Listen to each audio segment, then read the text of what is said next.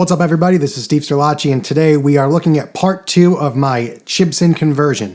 So if you had seen part 1 to this video where I bought a Chibson essentially off the rack, I went with a Greeny style model because I'm a huge Gary Moore fan. He's my favorite player of all time, and I wanted a guitar that looked like his, essentially. And I was kind of blown away with the quality that I got from this Chibson. Clearly, it's a counterfeit. I'll never ever try to pass this off as real, nor should anybody, but I can get the guitar that I want at a fraction of the cost.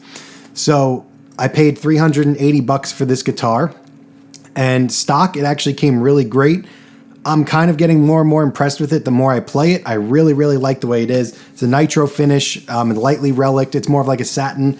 It's a beautiful guitar. That's all in part 1 if you want to check that out. But today we are going to start our upgrade process and turn this into a real legit player.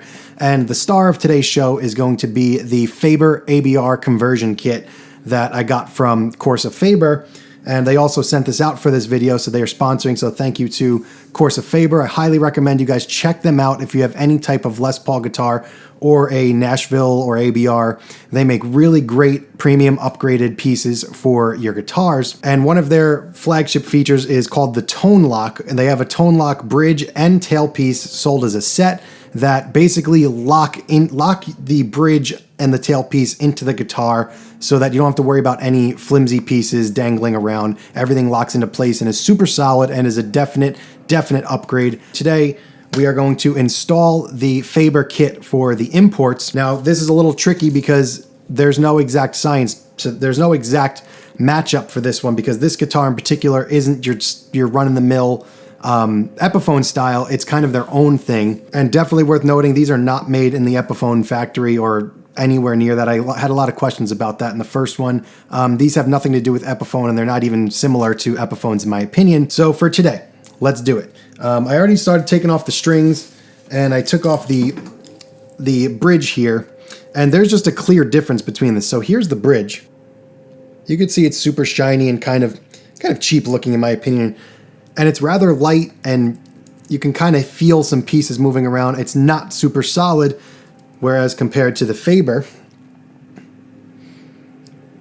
this is just German bell brass. It's just such a more dense piece of metal, and it just feels a lot stronger. So I'd already taken the strings off, and we're going to put in the conversion posts and do some fretwork to get this up to speed right now. All right, so this guitar in particular is a little bit different than like a regular import guitar in that this mechanism that they got going here is just bizarre. So they have like an ABR wheel. So they have this wheel, and on a normal ABR, this is all one solid piece in here.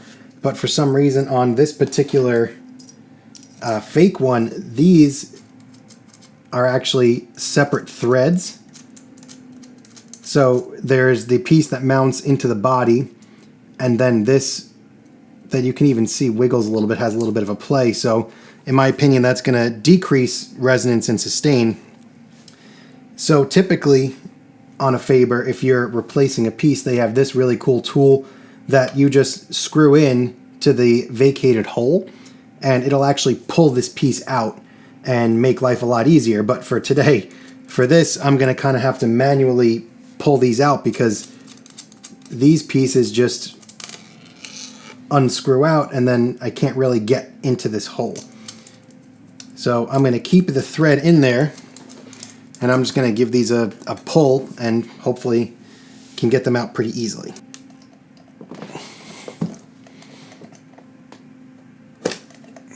Okay, so our first one is out, and you can see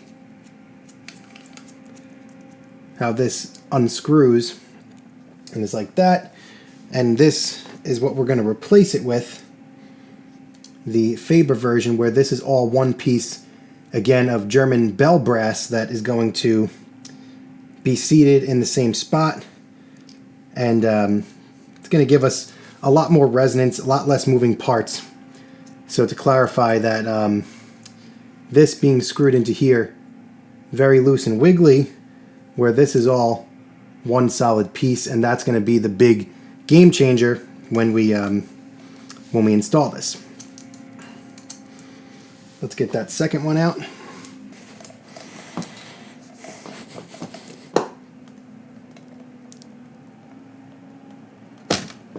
Not an easy thing to do when you don't have the Faber tool to do this for you, but again, here's that weird screw piece.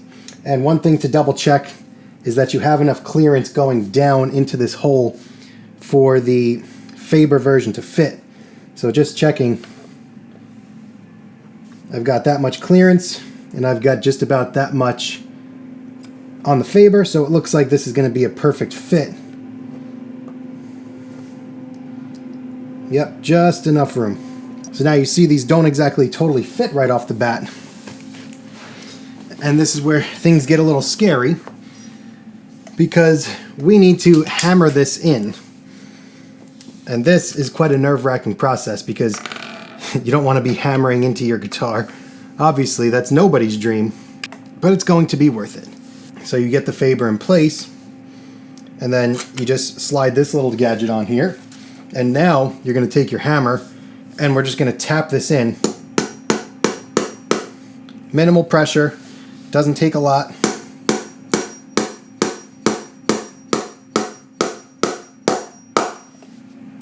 Few good whacks, and now you can see that this isn't wiggling at all. So it's in there really, really nicely. Hammer the second one in.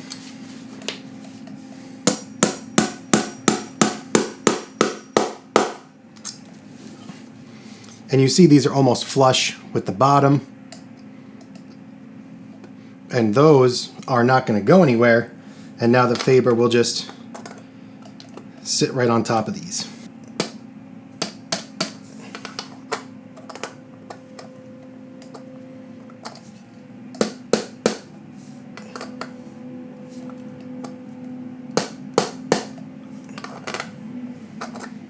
And now you see the bridge will just fit right on there.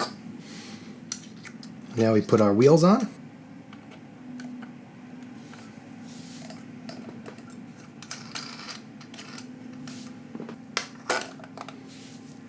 And there you have your new bridge setup, and this is going to really make a difference in sustain. And now it's just like a real 59 would be in terms of the bridge setup. So the next step here is going to be to just clean up these frets. They're not a problem, but I usually like a little bit more of a shine than what I currently have. So I'm just going to take a little bit of this Music Nomad fretboard oil.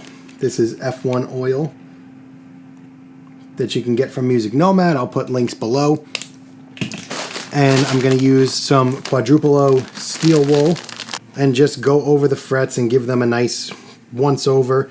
You do it with the liquid so that the ends don't, so that the pieces of steel wool don't get all over the place. So the liquid is actually absorbing, well, not absorbing, but it's holding the stray pieces of steel wool that are coming off. And there are 1,000,001 ways to do this. It depends how much time and care you want to put into getting your frets as shiny as possible, or you know, there's a million videos out there online that you can see if you want to check out other methods for how to do this.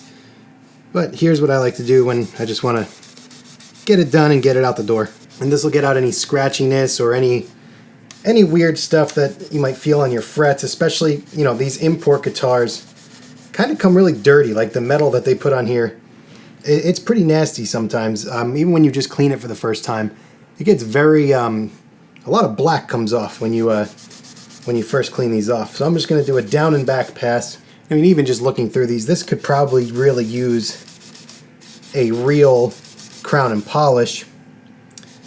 Definitely more than I'm willing to do in this current moment, because the guitar actually plays pretty decent, plays in tune, and nothing really holds me up playing it. So if it ain't broke, don't fix it in that sense. But now I'm just doing the same thing on the way back, just a second pass. And just for safety's sake, I'm just going to take a polishing rag and just once more just go up and down, make sure you get everything off of this. So you can even see on this, just from doing that, this yellow cloth is already pretty black, and this has already been cleaned. So here we are going to just flip that pickup over until the new ones come and the new ones are ready to be installed. I want to flip this over just for good measure, just to get the full aesthetic of what a Greeny should look like. Obviously the Peter Green mod, there's plenty of debate on whether it was stock like that or if somebody did it. But obviously the guitar's got the reverse wound and visually it's flipped upside down neck pickup, shrouded in mystery. Some people say there was a guy in the UK that did it. Some people say it came like that from the factory.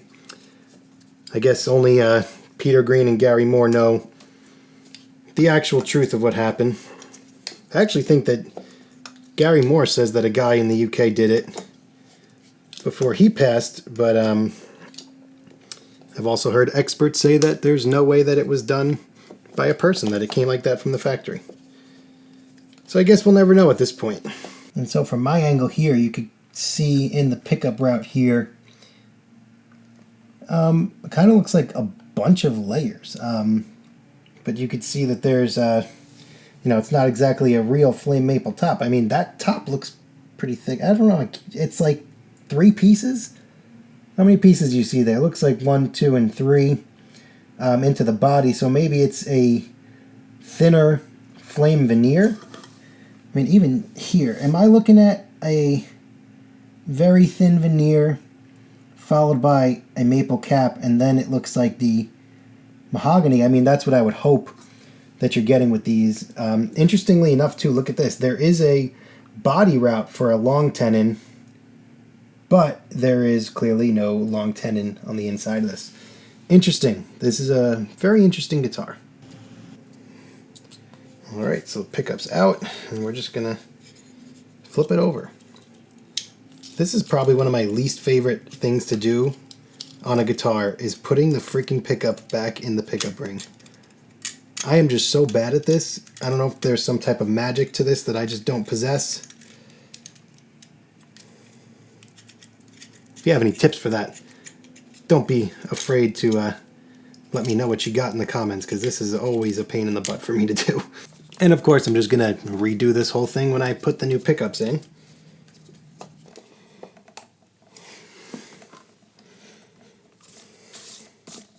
And now we have a much more appropriate looking Greeny until the new pickups come.